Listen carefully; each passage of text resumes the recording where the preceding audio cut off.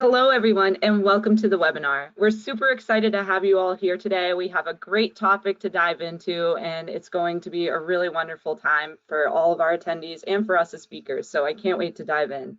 So while we give everyone a few moments to join, I want to make sure that all our attendees can use the question box feature in GoToWebinar. So if you all could type into the question box where you're calling in from today, I love to see how these webinars connect folks from all different corners of the world, of the country, and see who's on our line today and where you're calling in from. For example, I'm from Boston, Massachusetts, born and raised here. I love it, and that's where I'm calling in from today. And it's heating up out here a little bit early in the season, but it's our first 80-degree day today, so that's how I know it's already going to be a great day. All right, we have a few responses already coming in, and I'll try and call out a few. We got Nicola from Bulgaria, welcome. Christy from Ithaca, New York, welcome. Bill from Pennsylvania, welcome. Ty from Boca Raton, Florida, welcome. We have some folks from the UK, welcome. Some folks from Florida, Canada, welcome. Other folks from Massachusetts, hello. We have Lee from Warwick, Rhode Island, not too far, hello, Lee. We have Arnella from Slovenia, welcome. We have some folks from Hartford, Connecticut, some folks from Miami, some folks from Los Angeles, welcome. And Camber from Kentucky, hello. Wow, this is tons of responses coming in. We have Aubrey from Arizona. We have Taylor from Tennessee, hello there. Malia from Indiana, welcome. We have Caroline from Michigan, Andrea from Vancouver. So many folks calling in right now. This is really great to see, and it's just such a heartwarming feeling to know that while we all can't connect in person, we can get together virtually on these webinars and talk about some great topics. I wish I could call out each and every one of you, but thanks for participating in our quick poll. And that way you're able to use the question box feature, which is the only available chat feature in GoToWebinar. So you can just use that question box to put in some questions or any of your thoughts throughout the webinar. I'll be able to see them and monitor them throughout. So with that being said, we're going to jump into a few housekeeping items for today.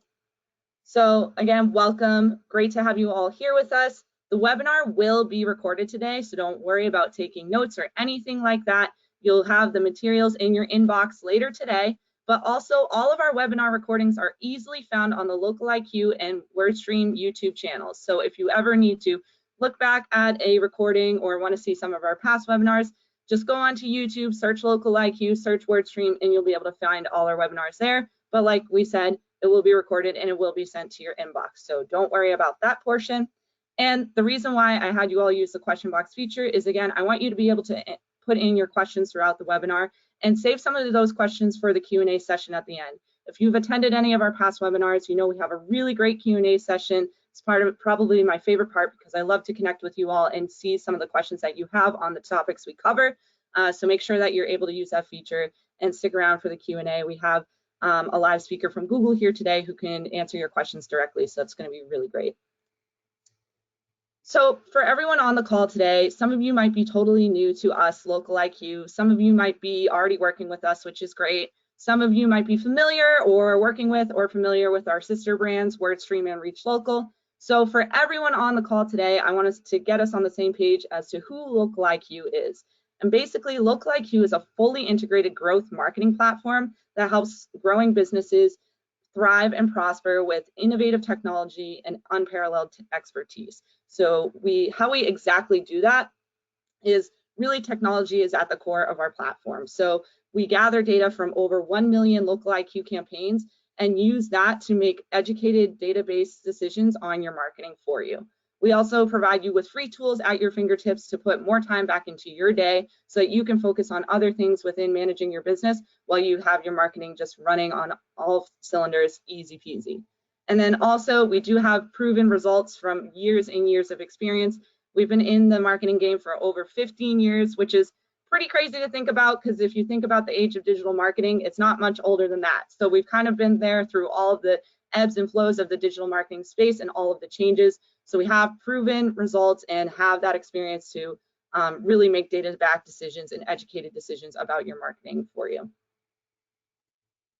So something else about Local IQ that I want everyone to be aware of is that we are a premier partner with top marketing platforms. Now, that isn't just handed out to every marketing platform out there.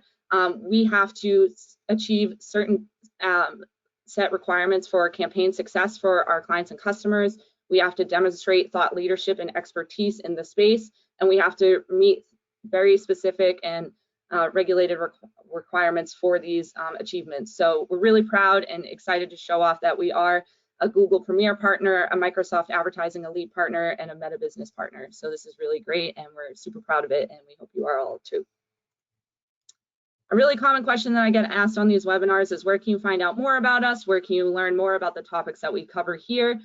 Definitely check out our blogs and our websites. We cover all the topics that we cover on these webinars in depth on our blogs. So if you ever need to spend a little bit more time with something that we discuss, definitely head over to our site. Our blogs are easily accessible from there. Also, be sure to follow us on social media. You can find us on LinkedIn, Twitter, and Facebook. We share about other upcoming webinars and events. We also share any news or anything going on within certain platforms that advertisers and marketers should be aware of. We also share some of our latest articles and news and topics that we're discussing as well. So definitely make sure you follow us for the latest and greatest there. So a little bit about us, our two speakers for today. Hello, it's wonderful to meet you all. I'm your host for today. My name is Susie. I'm a senior content marketing specialist over at Local IQ, and how I came into this position is I was formerly a digital marketing consultant over at WordStream, where I was helping real businesses in the day-to-day of their marketing campaign. So I applied that real life experience to the educational content that I write today on anything under the marketing sun. So we cover topics from social media to search ads to search marketing to SEO and everything else in between. Like I mentioned, a fun fact about me is I'm based in Boston. I love it here. Sadly, my favorite season is coming to a close, kind of an unpopular opinion, but I love the winter time and the snow.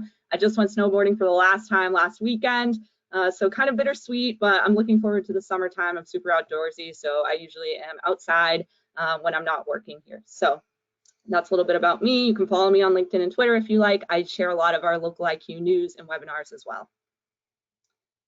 And with that, I'm going to hand it off to our guest speaker for today. Hello, Jenna.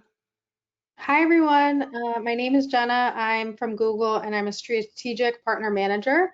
I work with some of our largest partners, Local IQ being one of them, to help them basically enable Google at scale with their clients. I've been at Google for about 4 years now, working with partners and clients, and I'm really excited today to talk to you guys about full funnel and Google Ads. Great. Thanks so much, Jenna. I can't wait to hear what you have to share with all of us. Super excited for that.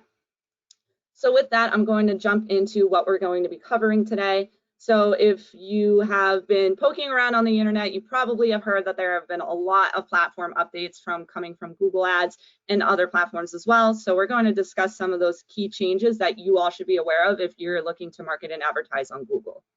I also want to cover some common challenges. I've worked with real businesses and customers and accounts throughout the years, and there have a few common things that folks tend to struggle with. So we're going to dig into some of those biggest hurdles within pay-per-click advertising or PPC and how you can overcome those. And then we're going to dig into some insights from Jenna, some things on different verticals, some of the latest Google Ads strategies that are really coming to light, and other insights as well. And then, like we mentioned, we'll leave you all with a few thought starters to kind of jumpstart your marketing journey from here and jump into Q&A where you all will be able to ask questions to Jenna and myself. So if you've attended any of our past webinars, you know I love to keep our attendees on their toes. So I'm going to warm you all up with a quick pop quiz. I want to hear from you, what do you feel like is your biggest challenge with search ads right now? Is it, you're struggling to get conversions? Do you feel like you're trying to stretch your budget a little too thin? Do you feel like everything's going great and maybe there aren't any issues that are really coming to light? Everyone's situation is different. Everyone is going to have, a different answer to this, but I will call out some of our answers here. So feel free to type into the question box what you feel like your biggest struggle with PPC right now might be. So a few folks still asking about the recording. I did just respond to all, so you all should be able to see that. Again, the recording will be in your inbox along with the materials later today. And again, recording easily found on YouTube. So let's see some of these answers to our pop quiz here. Anita said, not getting enough conversions. I know that's a constant struggle for a lot of folks. Maggie as well said the same thing. Let's see, who else has struggling with some different things. So we have Andrea says, cost per lead has doubled. Andrea, I highly recommend checking out some of our resources on that. We did a whole webinar on search ad benchmarks that you all should check out. We also have resources on that on both the websites and blogs. We definitely have seen some costs going up over the years, so definitely check into that, but I can understand some folks checking into that.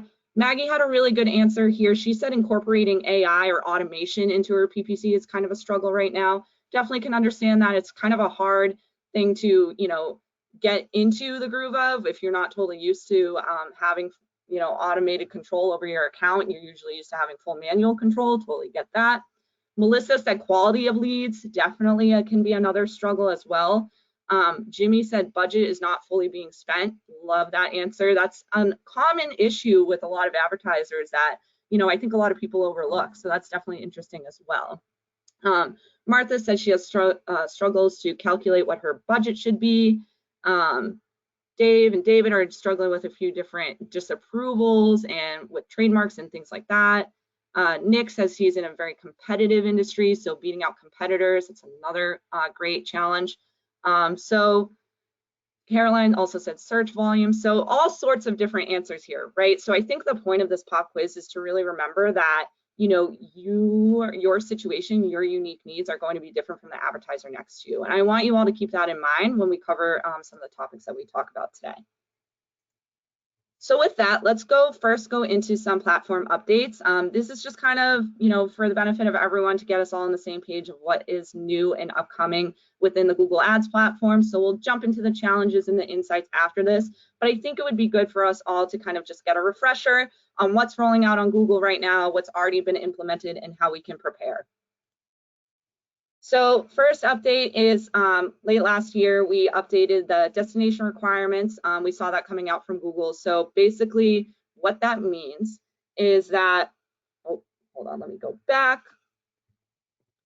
So your landing page experience is going to matter now more than ever. So if you are familiar with what that means, so your ad has a landing page attached to it. That is your destination. So in this case, your landing page is synonymous with destination.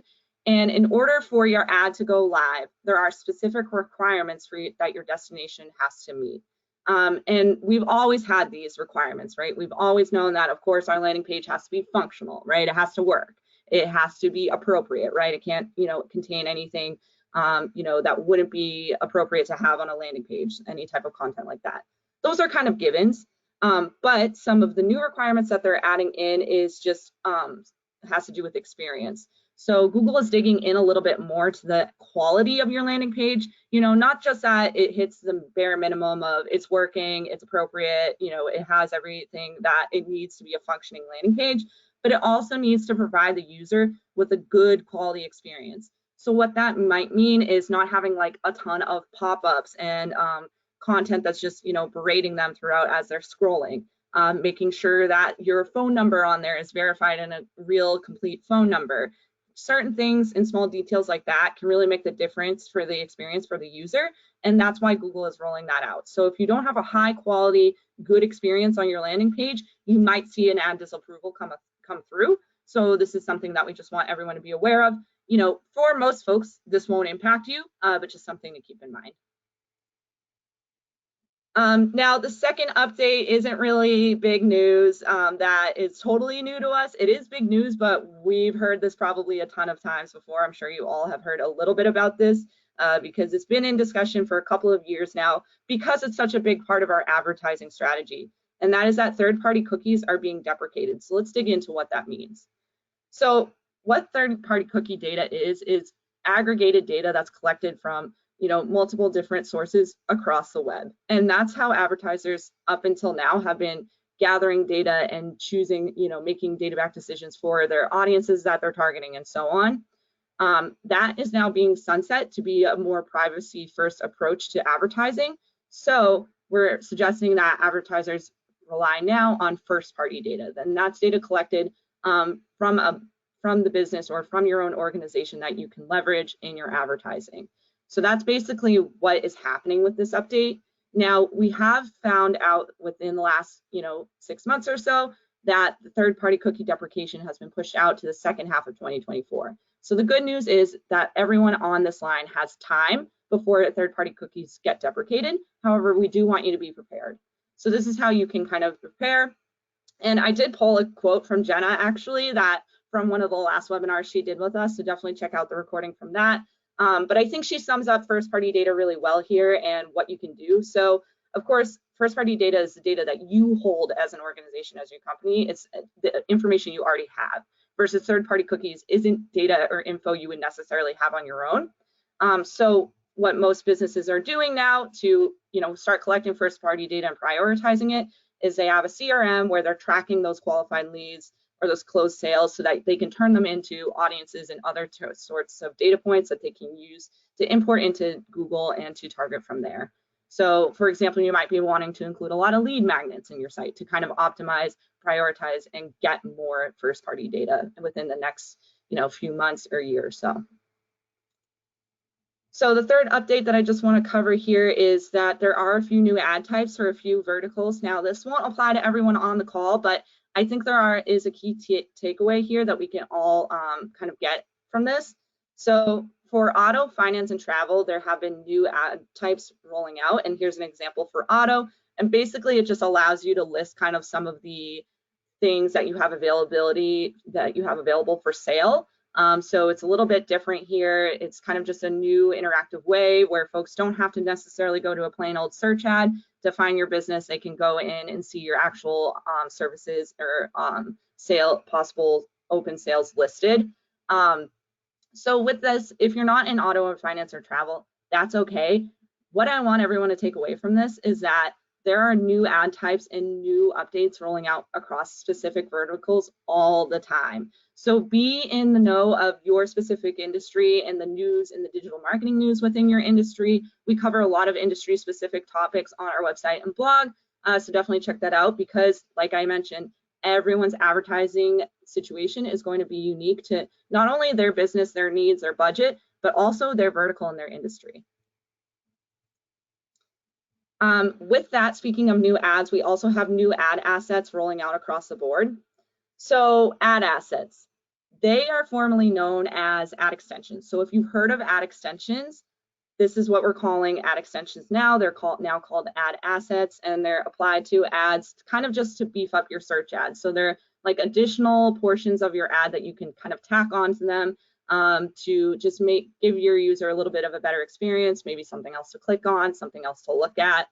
And there's been some new additions. So we might be familiar with like site link extensions or site link assets now, or image ad extensions, which are now image assets. But now we also have business name and logo assets. So that's the new one that they've added.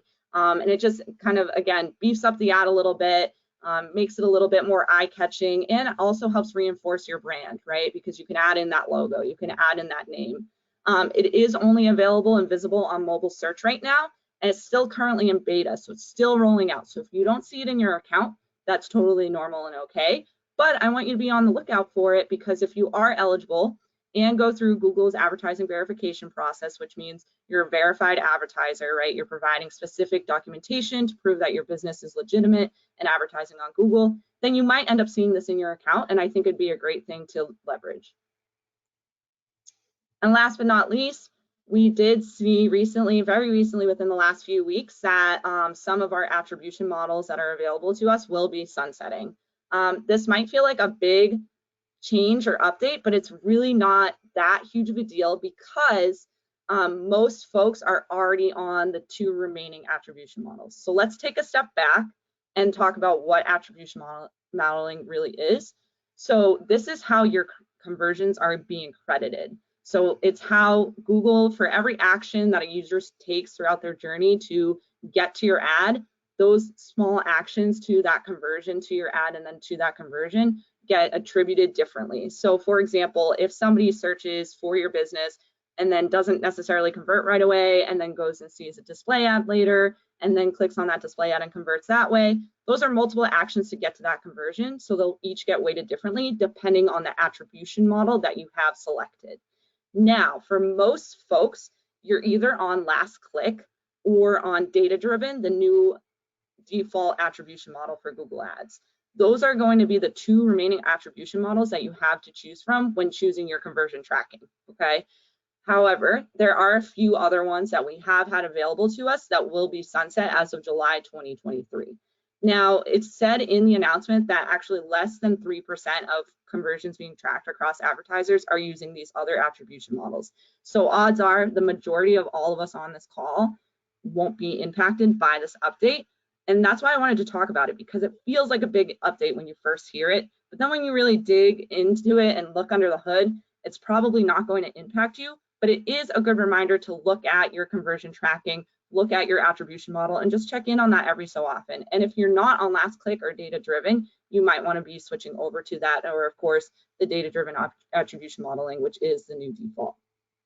We cover this a lot in depth on our blog. I know it's a pretty complex topic, but I did just want to touch on it really quick, high level too, just as a reminder to all of us. All right, so let's dig into some top Google Ads challenges here. So I think the first challenge that everyone can probably agree with is that fortunately, not all of our Google Ads budgets are unlimited. Everybody has a cap to their budget, so how can we make our budgets work for us? So first and foremost, you're going to want to have a holistic strategy. Don't just be relying on one type of ad. Try and beef up your search strategy with other portions of the Google Ads suite. So for example, building out your Google business profile or trying a couple different ad types. Those will result in different types of costs that can help you balance out your budget overall. You also can leverage the new budget reporting. Now, it's not totally new anymore, but it's still pretty fresh in the platform. They rolled out pretty in-depth reporting for budget tracking, so definitely check in on that. It's a great resource.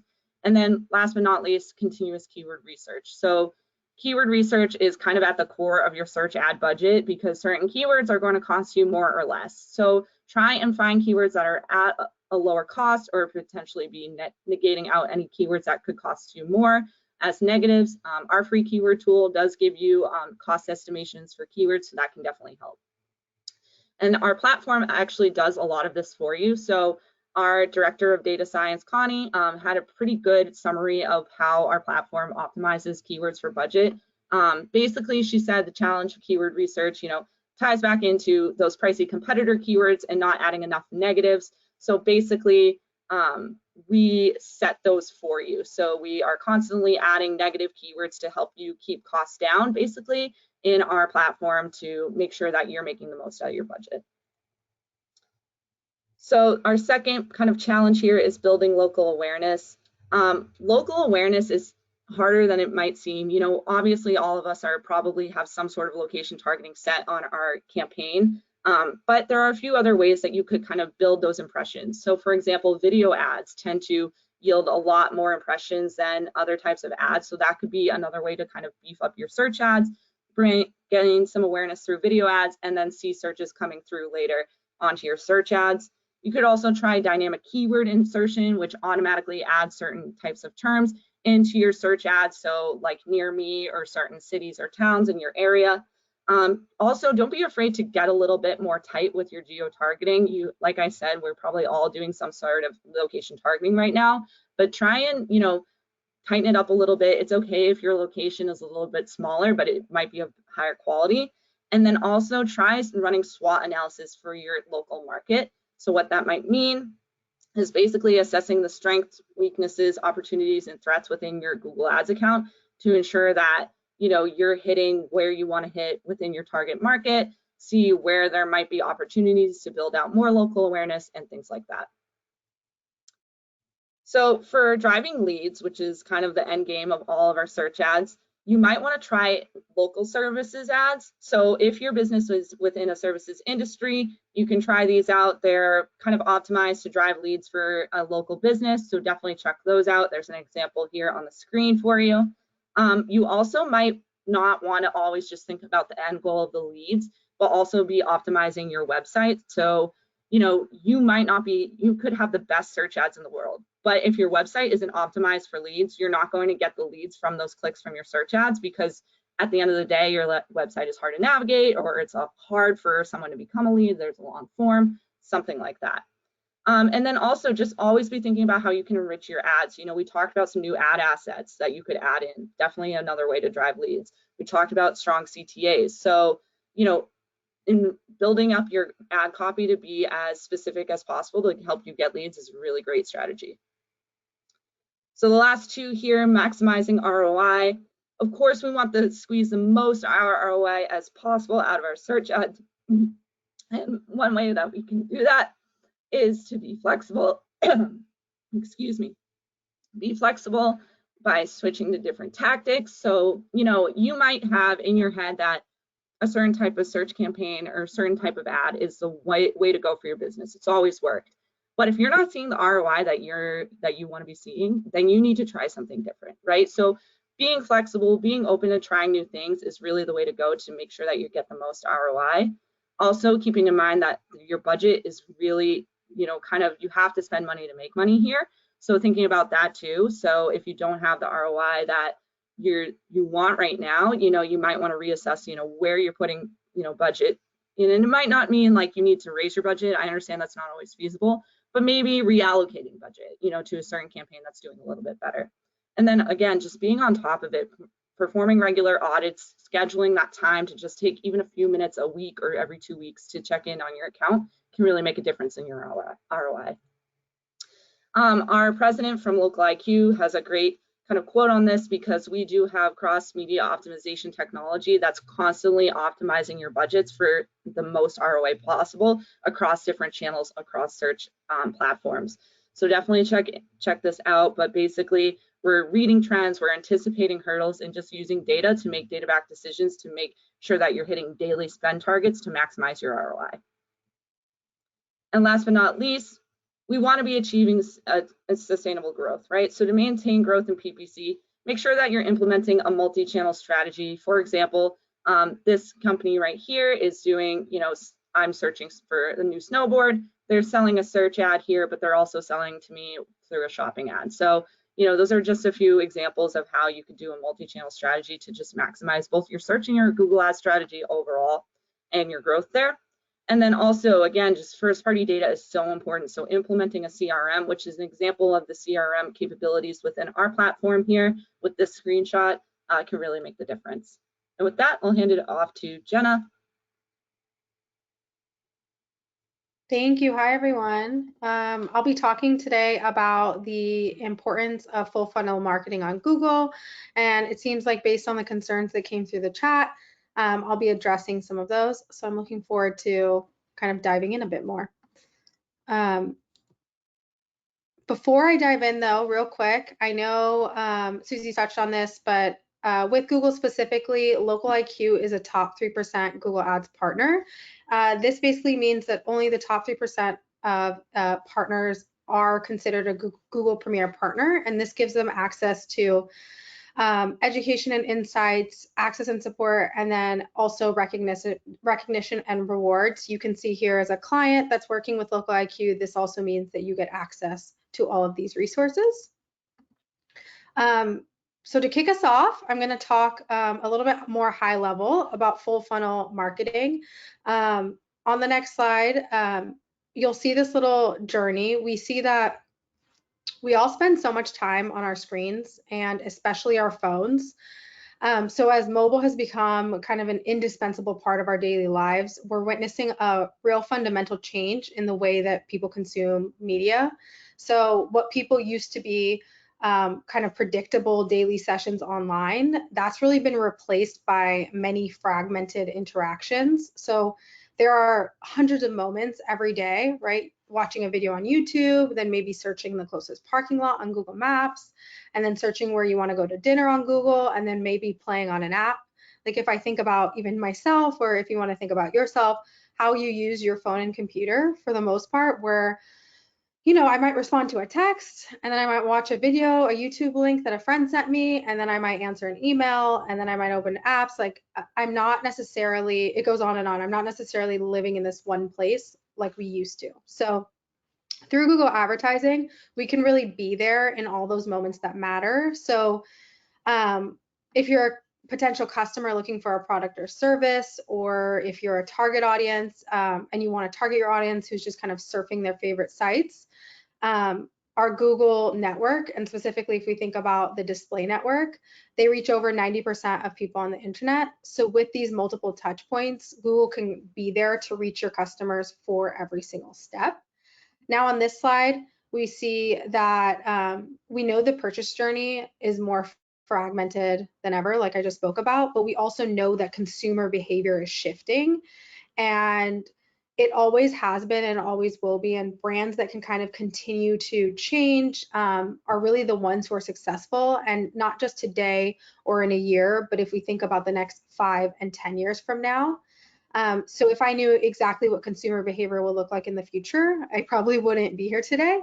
But the reality is there's a lot that we are still kind of guessing about. But the good news is that we know a few things are very likely to be true. And one is that brand building will continue to become more and more important than ever. And we've seen this trend increase since this study began in 2006 on the slide. And it has really only accelerated more recently in this like COVID recovery world that we're living in. But what we're seeing is that the most powerful or recognizable brands and companies shown in dark blue have continued to see more growth than less recognized brands. And the gap between these two kind of continues to grow wider every year. So more recognizable brands not only see stronger growth, they also are more resilient and less volatile during COVID and during the global economic crisis back in '08. Next slide. So knowing that brand building is important, what does smart brand building really look like? It doesn't mean you should put all your dollars into kind of this upper funnel brand building tactics. You still need kind of acquisition marketing, which also converts existing demand. So what this looks like on Google is leveraging, you can see some of the products on the right, obviously Google search, shopping, discovery, video action campaigns, which are on YouTube, or our new performance max campaigns, to basically target people in the market for your product and service and what I imagine most of your clients are currently invested in.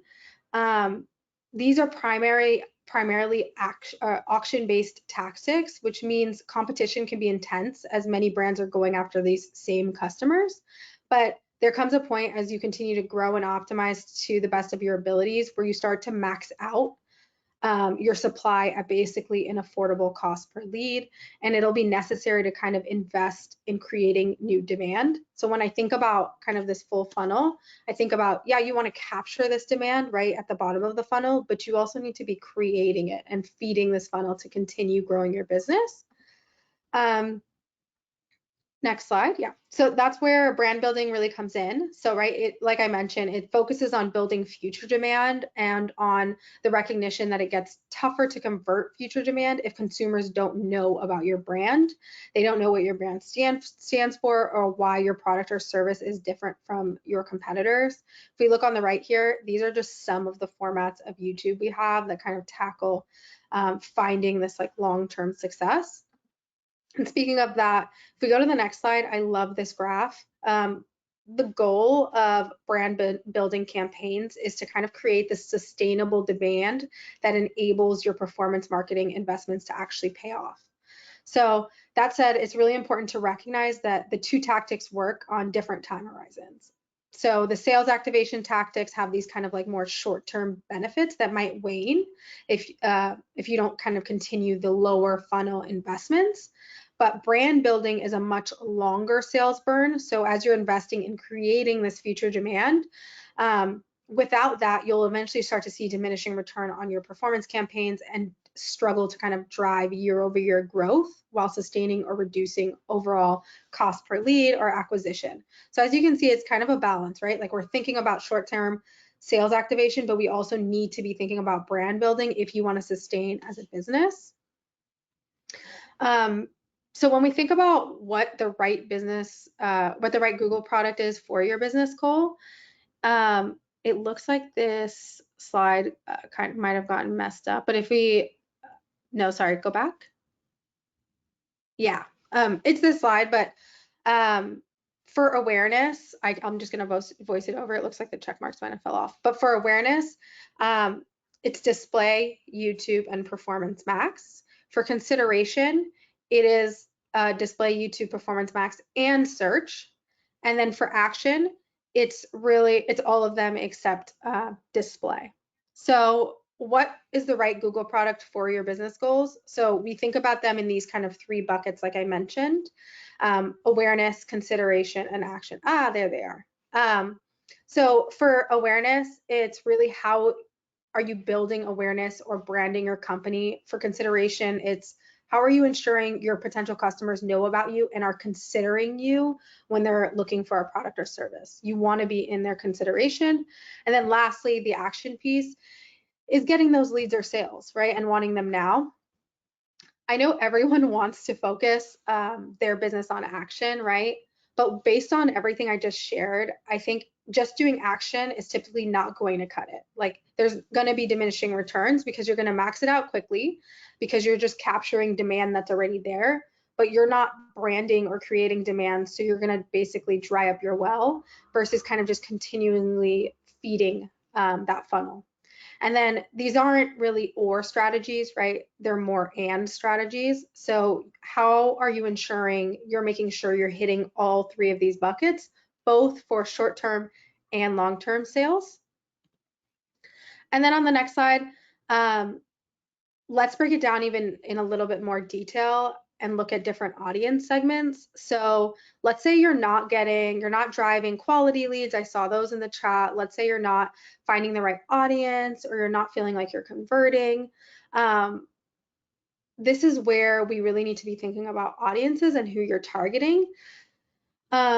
So Local IQ has a deep understanding of each of these audiences and kind of how to leverage them with Google, but I want to do a quick overview. Again, we're back to the 3 buckets: awareness, consideration, and action. So awareness, detailed demographics, right? It's facts about life. Like let's say you're looking for parents of toddlers or parents of newborns or someone who owns a house versus rents a house, right? It's just detailed demographics about a potential audience. There's affinity. Affinity is like lifestyle and what people are passionate about. Let's say you wanted to target people who watch beauty videos or are beauty mavens.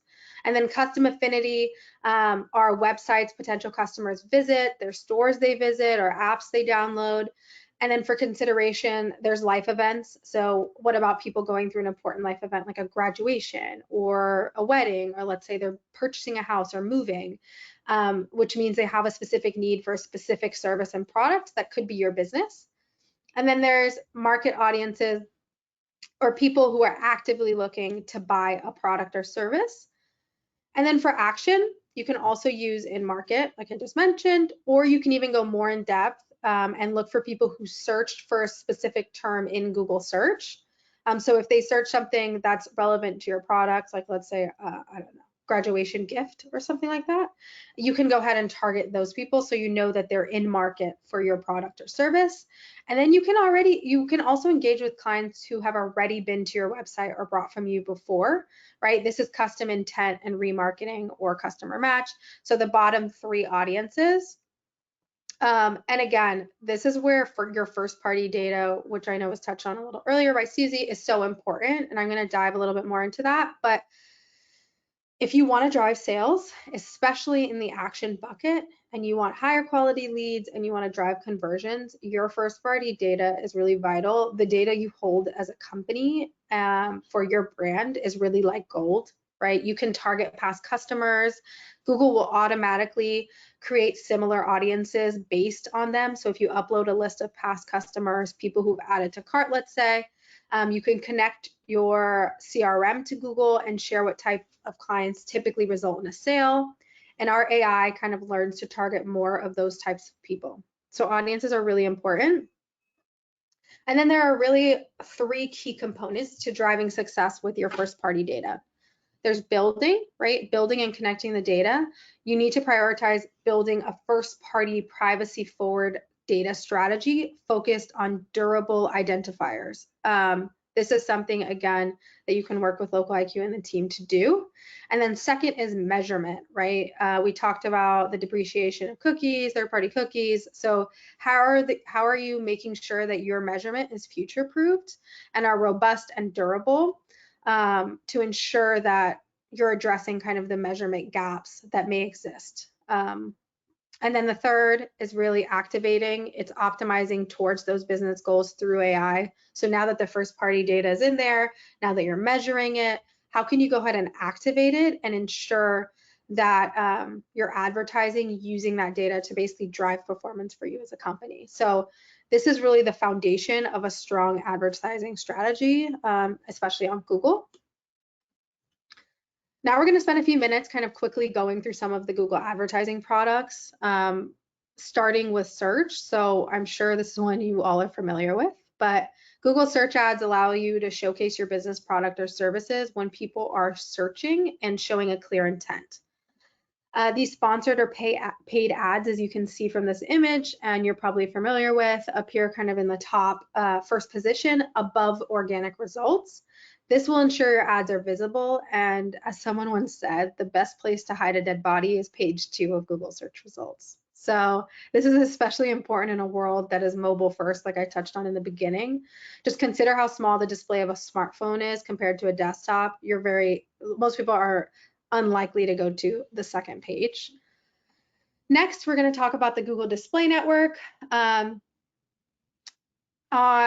This display can basically help you reach people while they're browsing their favorite websites, showing a friend a YouTube video, checking their Gmail account, or using their phone and apps. What matters is the targeting logic that the campaigns will use to show your ads to the right audience. Again, this is something, like I touched on the audiences before, that you can get help with from Local IQ.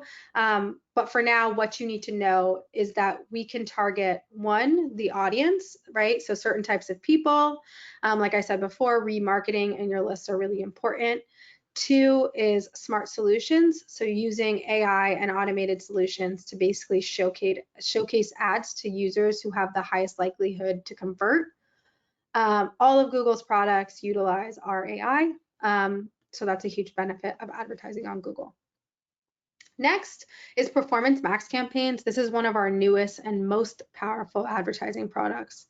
So what's amazing about this campaign type is it accesses all of Google's properties in one single campaign. So before, which you can still do, right? You'll have a search campaign, you can have a video campaign, you can have a discovery campaign. Well, this includes all of them, right? YouTube, display, search, discovery, Gmail, and maps are all within this one campaign.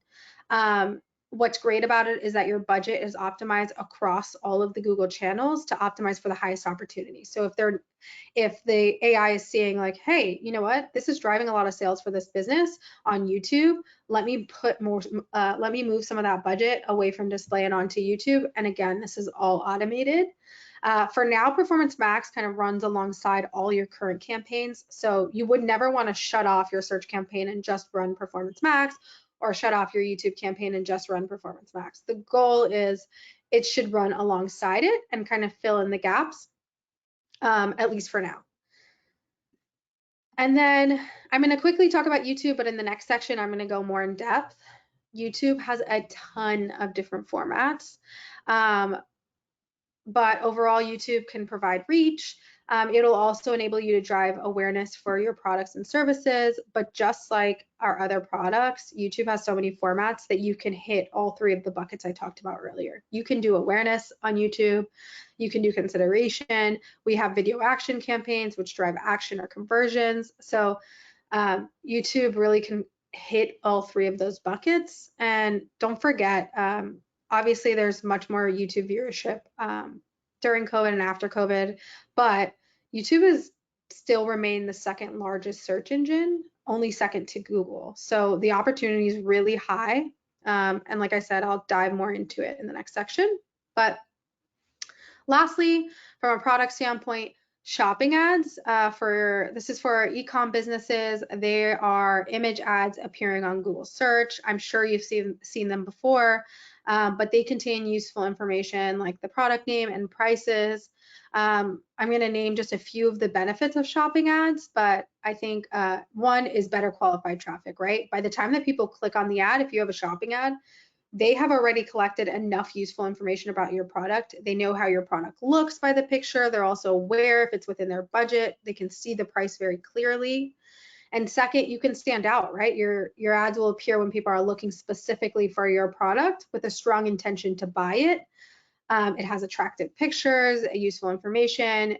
You can attract the right audiences. And now that you understand audiences a bit more, and it allows you the ability to basically stand out. Now let's spend some time talking about why YouTube and kind of the benefits. So when I think about, this kind of goes back to what I started this presentation with. The consumer landscape is changing and consumers have become more intentional in how they really evaluate brands and whether they're going to purchase a product or a service, including kind of this consideration of new brands. So now more than ever, consumers are spending more time in this exploring and evaluating phase. So this has really fundamentally changed not only the way that consumers really consume content, but also how they make decisions. There are a lot of touch points, making the consumer journey non-linear and really complex. It's this endless loop that continually invites consumers to move between exploration and evaluation, and then it spans across multiple channels before making a purchase. So consumers are, on the next slide, consumers are becoming really much more intentional in how they evaluate brands, including their consideration of new brands. So as you see here, 40% of consumers are making fewer impulse purchases while shopping, and 47% of consumers had purchased at least one brand they've bought before. We're all creatures of habit, right? So if we have a brand we like, we might continue to stick with a brand, but this tells us that the consumer path is no longer linear and consumers are spending more and more time in the mid funnel. And digital consumption has really continued to increase year over year, right? And it's at an all-time high, which has most definitely been accelerated by the pandemic. But consumers are now spending more time on their phones, and they're averaging spending time on 46 apps a month in 2021. So all this to say is having a diversified presence among different digital channels is really, really important in today's digital climate. If you're just present on one channel, you're not hitting all of these points, and it's going to be tougher to see this type of growth. And then on the next slide, these are just some helpful stats, right? YouTube's the world's second search engine. Like I said, it's growing at an insane pace. It's also a digital channel where consumers spend a lot of time considering and evaluating new brands, right? 90% of people say they discover new products on YouTube. It has the highest reach and viewing hours among ad-supported OTT streaming services. A quarter of watch time happens on YouTube. So people are spending a lot of time there. And how are you ensuring that your brand is kind of in the mix there to feed that funnel like we talked about? And then this is just a quick slide on comparing YouTube to traditional media. I think it's really interesting. We can see that unsurprisingly, traditional media consumption is really shrinking while digital channels like YouTube are growing, right? TV used to be the only medium to reach people at scale. That has changed, right? Viewers have been moving from linear TV to digital for years, but in 2020, we really had a shift that reached kind of this tipping point with the pandemic. And then something to highlight is connected TV is a part of all of our YouTube products, and video action. If you want to drive action, it's also included in. Now I'm going to be kind of shifting. I saw a few questions on this as well. So this is for Google local service ads. This is a search product. I'm going to do on the next slide. Let me start by kicking off what is local service ads. So we call them LSAs. They are specific ad format for local services to be easily booked. They show on the top of the Google search page, and best of all, they are on a pay per lead model. So it's cost effective for your business to kind of show up right where local customers are ready to book. And as you can see in the image, if someone is looking for a plumber, these ads show and allow for local and quick booking for your business. you might be asking, okay, what kind of business do I need to be to show up here? On the next slide shows a breadth of businesses in North America. So which verticals? There are new verticals for LSAs coming out often, but these are the current verticals with a large amount in home services, professional services, and most recently, we launched in education, people care, healthcare, pet care, and wellness. There's a benefit to being one of the first advertisers in these new verticals. LSAs have like a limited amount of inventory, so it's to your benefit to kind of go into these newer verticals. So if your business is in one of these, it would be a great time to launch LSAs. And then this is the last slide. So local service ads may be a fit for your business if one, you see your business category on the list I just shared, and this will be shared out after. Two, if you offer in-person services, so whether you have a physical storefront or are location based, your business should offer in-person services and is not online only. Third, your goal is to drive more phone calls, since one of the unique benefits of local service ads is that potential customers can call or message businesses to basically book your services directly. And then four, you have to be willing to undergo verification checks to use local service ads. There's a link here where you can kind of see what those look like. We've been working a lot with Local IQ on these local service ads. They actually have exclusive support from our local service ad team here at Google. So please work with them directly if you're interested. I'm going to pass it back. I think we're going to do a Q&A, and I know I just covered a lot, so let me know if you have any questions.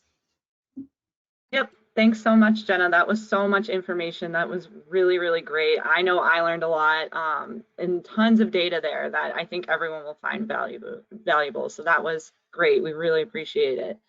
With that being said, we're going to go ahead and launch a quick poll for everyone on the screen here.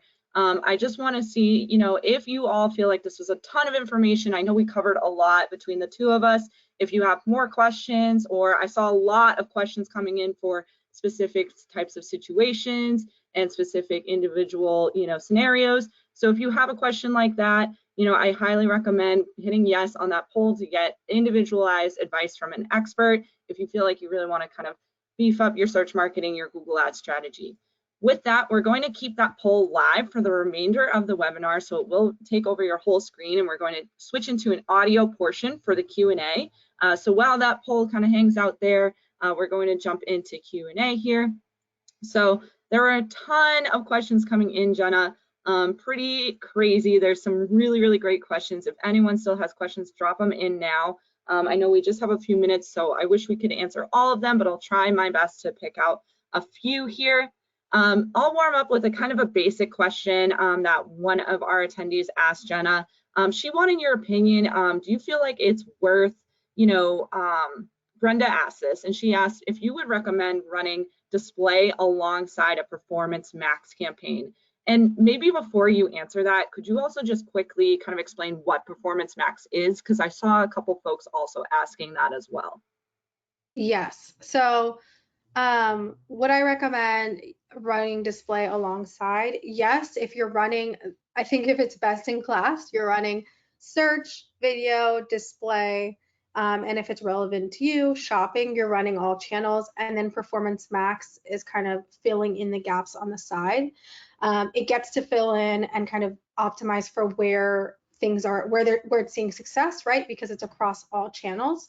So quickly to touch again on what Performance Max is. It is a single campaign type where you add search, image, and it can create a video asset, or you can add a video asset, and it works across all of our channels. So YouTube, display, search, discover, so the Google Discover page or discovery ads, Gmail, and Maps. And basically you set a budget. The budget recommendation, I saw some questions about that, is for Performance Max is 3 times your 30-day cost per lead in Google Ads. And that would be your daily budget. And yeah, so basically is a single campaign that runs across all of these channels. And yes, if you have a display campaign or any other campaign, I recommend running alongside it. Great answer there. And I like how you kind of have that holistic approach in mind always. Like, even if you're running Performance Max, you can definitely run other campaigns. And thank you also for kind of jumping into budget there. That's always a hot question in here. So thanks for covering that as well. A few more questions coming in here. Some folks wanted to know if there hold on one second. There was a few different good questions in here. Keep those questions coming in, so many. Um, Someone asked, okay, this is a great question here. Allison said, she's in a certain industry, and I think a lot of folks have kind of the similar question, but she had said she's never used Google Ads before. Where should she begin? So for all of our beginners here on the line, how would you recommend, tackling Google Ads, day one? I know that's a hard question and it's not really a black and white answer for everybody, but maybe just some general advice to get started. Yeah, I mean, I think let's say you're starting new, the first step is going to be measurement. I think I touched on this. So the foundation of any good strategy is going to be measurement.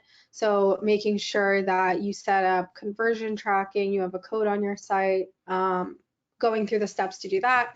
And then I would start with search. You could either start or Performance Max, to be honest, now that that's a newer product, but I would start with either search or Performance Max and launch at least a branded campaign to make sure that you're showing up when someone is searching for your brand. And then looking at resources like Keyword Planner to pull some keyword insights to see where you should start kind of from a search perspective, and then start pivoting your strategy there. Again, this is really going to vary based on your business, right? Like if you're an e-com business, then yeah, you do search, but Performance Max, which now houses our smart shopping campaigns, I would do a smart shopping campaign because shopping is great. So it really depends. But I think if I want to highlight one thing, it's that be thinking about measurement no matter what you do, because if you don't have that measurement in place, which is the conversion tracking, the attribution, which you touched on, then all of the campaigns you're going to launch aren't going to be successful because you're not going to be able to measure them and have high quality. So that is how I would think about it. Great answer there. I really like how you reinforce the fact that measurement at the end of the day is so important. So I would, definitely get that figured out first so that you're able to track the progress of anything that you implement. So a couple more questions coming in here. I know we're getting close to time. I wish we could answer all of them. You gave some really great advice, Jenna. So with the sake of time in mind, I think we're going to have to wrap up. We wish we could answer all of these questions, but if for all of the folks on the line, I saw a lot of questions coming in for individual or specific situations, your specific industry, your business. Definitely make sure you hit yes on that poll so that you can get your individualized advice from an expert one-on-one rather than kind of with the group here. Thank you all for your questions and your participation. Thank you, Jenna, for joining. We really appreciated the insights straight from Google. It's such a unique experience to be able to speak with you, so we really appreciate it, and this was great. For Yeah. everyone on the line, keep your eye out for future webinars. We do them monthly, and I hope you all have a wonderful day. Thanks so much. Thank you, everyone. Thank you so much. Thanks. Bye.